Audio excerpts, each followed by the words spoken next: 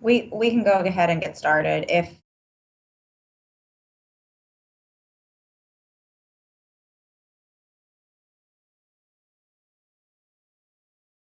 It will be a minute getting started by the time we read all this. Good morning, everybody. We'll go ahead and call this meeting to order. I'm David Martin, Chair of the Commission on Teacher and Administrator Education, Certification, and Licensure Development, present via teleconference from Brookhaven, Mississippi. This special called meeting of the Commission is being held today, Wednesday, September 29th, 2021 at 10:30 a.m. pursuant to Mississippi Code annotated 25-41-5 with the Commission members present via teleconference. An audio recording is being made of this meeting and minutes of this meeting will be recorded. Item 1, our call to order. Meeting being called to order at 10:30 a.m. Wednesday, September 29th, 2021. Item 2 is establishment of our quorum. As I call the Commission members' names, please state the location of your presence for this meeting. James Creel. Present, Brookhaven, Mississippi. Thank you, sir. William Hamilton. Present, Ocean Springs, Mississippi. Mary Hill Taylor. I believe she was going to be absent. John Howard.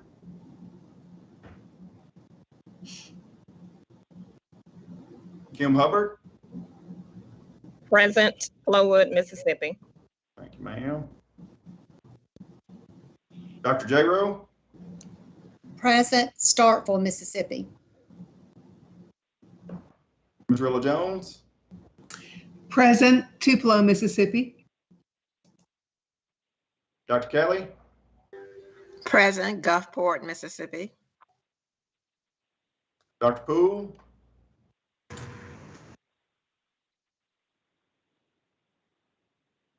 Dr. Simmons.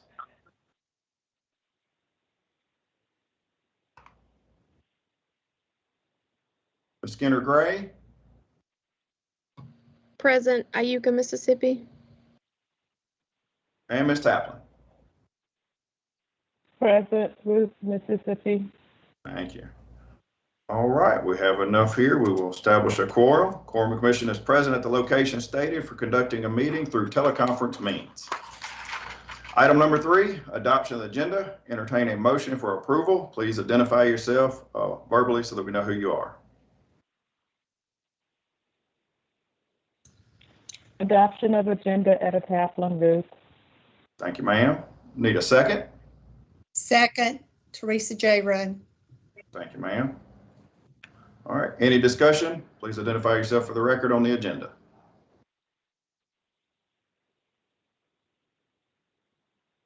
No discussion. All those in favor? Aye. Aye. Aye. Aye. Any opposed? Motion carries. All right, item number 4 on our agenda, approval of temporary rule and to begin the Administrative Procedures Act process to revise Mississippi Admin Code 7-3, 14.6 and 14.6.1, State Board Policy, Chapter 14, Rules 14.6 and 14.6.1, related to Licensure Commission, Discipline Procedure, Hearings, and Appeals. Mr. McGarity. Hey, well, good morning, everybody. Hope everyone can hear me okay. Just please interrupt me or give me a sign if you can't. Thank you for being here this morning. Thank you for taking time out of your busy schedule. Don't expect this to take very long on my end, but certainly welcome to questions or comments if you should have any. Today for you, we have for consideration proposed amendments to State Board Policy 14.6. Primarily speaking to 14.62 as it relates to the automatic suspension rule. You may be familiar with that in the sense that educator license can be, under this current policy, can be automatically suspended as a result of breach of contract and also as a result of a non-sexual crime of sorts, such as DUIs, other felonies, maybe like embezzlement and others. Proposing to delete this particular rule in the sense that it would actually do away with the automatic suspension portion and actually allow for consideration by the commission for perhaps leniency or for perhaps permission to not uphold the actual suspension of the rule. There's been some cases and breaches that have been submitted, just in short, that not that the board has done the policy right, but there's been more argument that could be made as to whether or not it justified the actual automatic suspension is the reason and request for that. 14.63, it actually allows the hearing officer to hear more of these matters. Right now, a hearing officer is pretty much delegated hearing a lot of these standard 10s under the old rule that actually allowed them to take action before the automatic suspension started.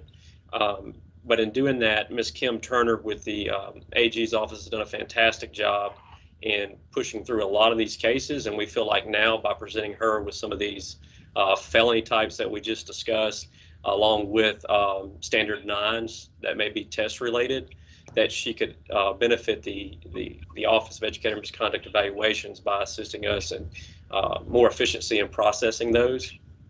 And 14.63 also, subsection 3, what we've seen here recently is we use the United States Postal Service by current policy to rely on delivery and service of these notifications. If you've served on these subcommittees, you've seen our evidence to be the little copy of the green card showing where the educators signed for it as a restricted delivery or certified delivery. As it relates to COVID, these cards are being left, they're being returned to us with the word COVID written across where the educator would actually sign to receive that packet.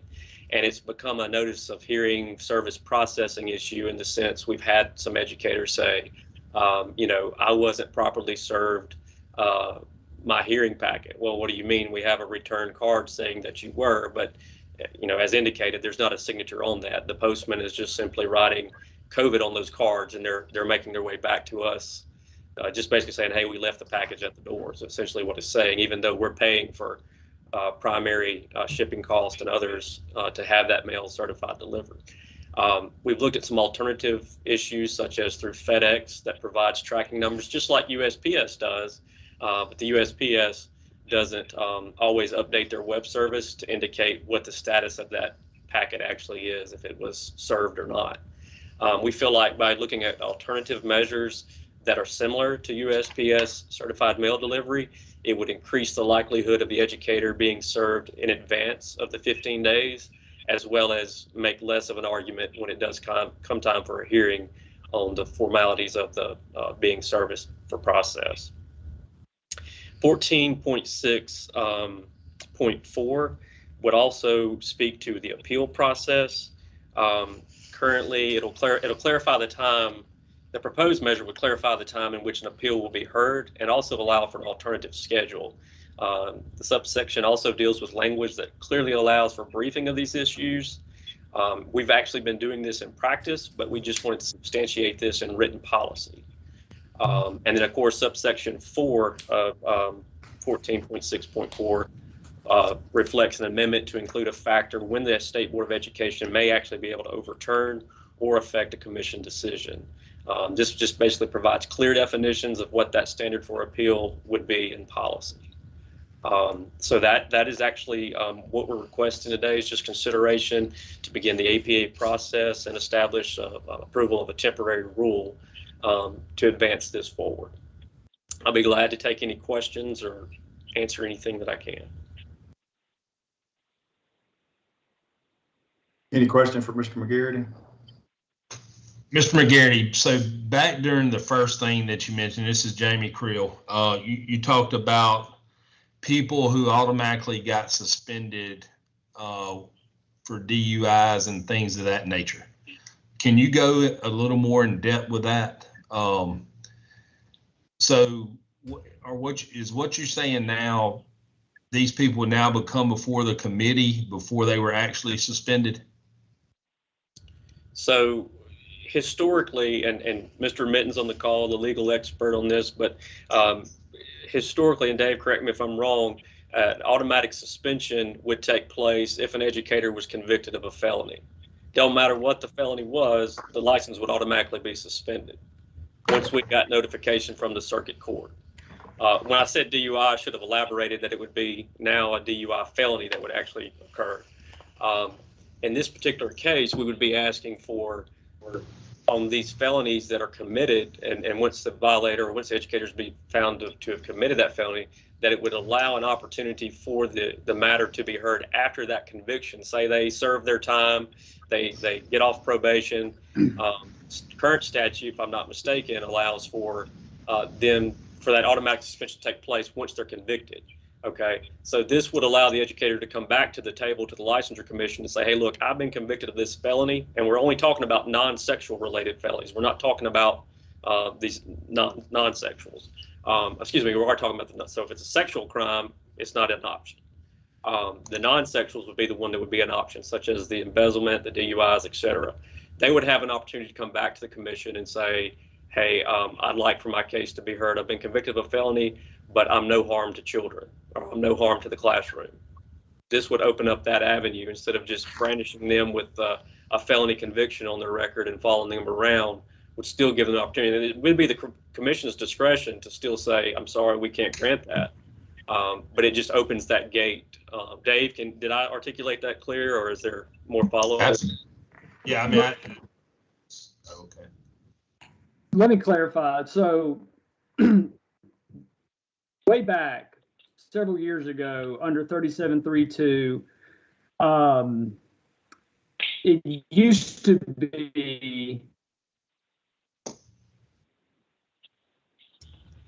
Did he just freeze for everyone? He froze. He did. Okay. I don't know if he'll come back to us. I don't think he realizes he's frozen. Dave, do you realize you're frozen? I think what he's about to say is previously when before the statute was revised in either might have been 2019, by statute, it was automatically suspended and they'd have to come before the commission following being cleared of their record, being no longer under the jurisdiction of MDOC. But they revised the statute and made it discretionary on the commission. And he's trying to call in. And so by policy, there was a removal of that discretion to make it automatic because we're not sure if the legislature understood what they were doing. Dave, are you in?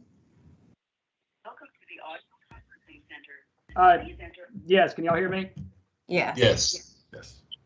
I had just Okay, explained I don't know to them where what Aaron has said. So. Oh, I just said I believe that there was a statutory change a couple of years back, and before it was there was some automatic suspensions in law that the legislature had since removed. So the current status of 3732 is you have mandatory revocations for any felonies involving certain enumerated sex crimes, and then you have this. Under the statute, discretionary authority to discipline a license for any conviction of a non-sex crime felony. So as Brian kind of mentioned, white collar felonies, DUI third offense, anything that's not enumerated as a sex crime under Mississippi law. And that's discretionary. So last year we MDE and the AG's office got together and we decided, well, let's try to do this thing where, because the board and the commission has discretionary function here, let's just make it mandatory under the under policy, and that passed for any felony, regardless of whether it's sex crime or not, any felony. My understanding is that, and we did the same thing with breaches, which was also discretionary to the board and the commission. And so what this will do is roll it back to, and we just found that was untenable and unworkable, as Brian kind of alluded to. We decided there are some instances where maybe the school boards, the local boards aren't doing their due diligence and looking at the reasons for a resignation that led to a breach, or, we have crimes, felonious crimes that really aren't going to impact whether or not an individual can be an adequate educator. So we decided in consulting with MDE, maybe let's roll this back because it's unworkable. And let's get back to the old way of providing, at least the old way between, I think, 2017 and 2020, of affording these individuals an opportunity to come in and explain the circumstances to the commission and or hearing officer about why this crime was committed or why they decided to resign. Does that answer your question, Mr. Creel? It does, and makes a lot of sense to me as well.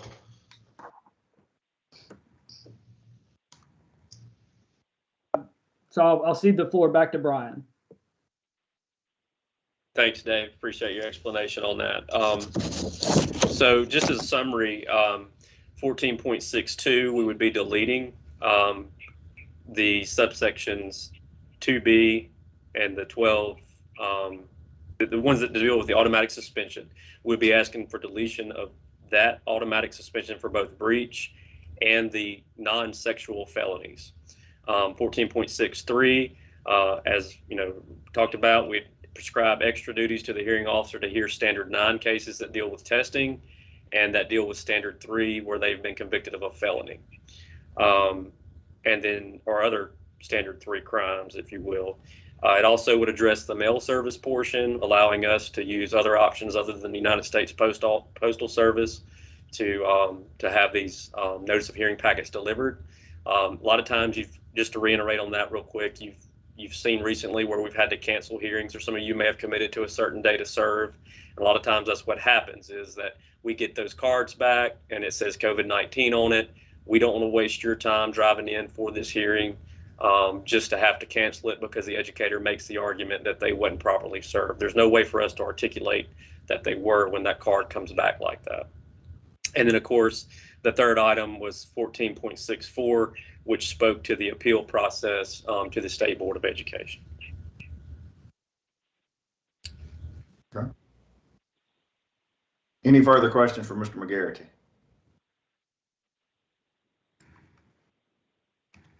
All right, this time we'll entertain a motion for approval. Please identify yourself for the record.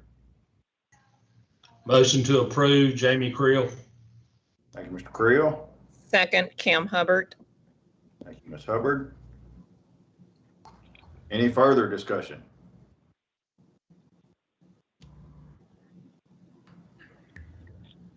All right, this time we'll go ahead and move to a vote. All those in favor, say aye. Aye. Aye. Any opposed? Motion carries. Last item on our agenda is the adjournment. Entertain a motion of approval for adjournment. Please identify yourself for the record. This is Rilla Jones. I make a motion to adjourn. Thank you, Ms. Jones. Need a second? Second, Rebecca Gray. Thank you, Ms. Gray. Any discussion about adjournment? All those in favor? Aye. Aye. Any opposed? Appreciate everybody's work today. Thank y'all for putting this together. Thank everybody for showing up and doing what we need to do. So y'all have a great day. Thank you very much. Thanks.